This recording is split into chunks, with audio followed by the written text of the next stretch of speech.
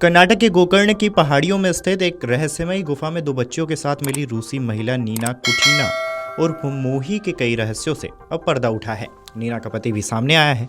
कर्नाटक के गोकर्ण के पास एक गुफा में रह रही रूस की नागरिक नीना कुटीना और उनकी दो बेटियों की कहानी सामने आने के बाद मामला चर्चा में है।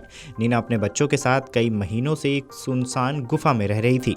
वहीं अब इस मामले में नया मोड़ तब आया जब नीना कुटीना के पार्टनर ड्रोर ने सामने आकर कहा है कि वो अपनी बेटियों के करीब रहना चाहते हैं और उनकी अच्छी परवरिश और शिक्षा सुनिश्चित करना चाहते हैं। बता दें कि इजरायली नागरिक बताए जाने वाले ड्रोर हाल ही में बेंगलुरु से करीबन 3 घंटे का सफर तय करके कर्नाटक के तुमकुरु आए। खबरों की माने तो वह यहाँ विदेशी नागरिक केंद्र पहुंचे ताकि अपनी बेटियों से मिल सके, लेकिन उन्हें वहां यह कहकर रोक दिया गया कि बिना विदेशी पंजीकरण कार्यालय यानी कि FRO के लिखित अनुमति के वो बच्चों से नहीं मिल सकते। न्यूज एजेंसी से बातचीत में ड्रोर ने बताया कि उन्होंने इस बात की जानकारी नहीं मिली कि नीना और उनकी बेटियां किसी गुफा में रह रही हैं।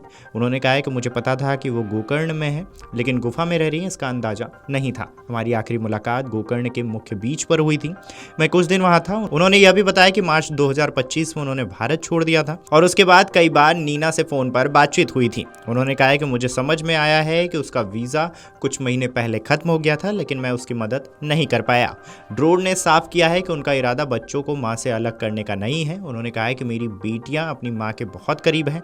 मैं सिर्फ यह चाहता हूं कि मैं उनके करीब रहूं और हम दोनों मिलकर उनकी अच्छी परवरिश करें। इसके साथ ही भावुक होते हुए ड्रोर ने कहा है कि मैं चाहता हूं कि उन्हें अच्छी शिक्षा मिले, वे स्वस्थ रहें, खुश रहें, जहां भी वो रहेंगी वहां जाने को तैयार हूं। बातचीत में ड्रोर ने बताया कि बेंगलुरु से सुबह चला और तुमकुरु के इस ऑफिस में पहुंचा। जब मैंने अधिकारियों से मिलने की कोशिश की तो उन्होंने कहा है कि मैनेजर के आने के बाद ही बात होगी। 1 घंटे बाद मैनेजर आई और उन्होंने कहा है कि मुझे FRO से अनुमति पत्र लाना होगा। आपको बता दें कि मामले में बताया जा रहा है कि नीना का वीज़ा समाप्त हो चुका है और इस वजह से उनके ठहरने को लेकर प्रशासन ने उन्हें तुमकुरु लाया है। ऐसे में अब मामले की जांच विदेशी नागरिक मामलों से जुड़ी एजेंसियां कर रही हैं। वहीं बच्चों की भलाई को ध्यान में रखते हुए सरकार और बाल कल्याण विभाग ने भी स्थिति पर नजर रखनी शुरू कर दी है। As I know, Nina's visa was expired a few months ago. Okay. Next, What's next? So my next step is to go back to Bangalore and tomorrow morning to meet my lawyer and to discuss.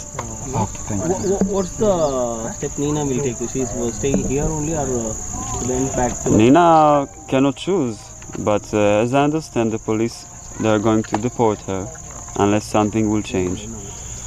And from there, she will find a place for her to live. She ready to come with you? No.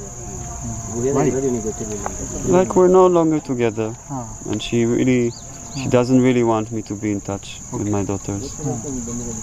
अगर आप ये video YouTube पर देख रहे हैं तो हमारे channel को सब्सक्राइब कर बेल आइकन दबाएं और Facebook पर देख रहे हैं तो हमारे पेज को लाइक करें।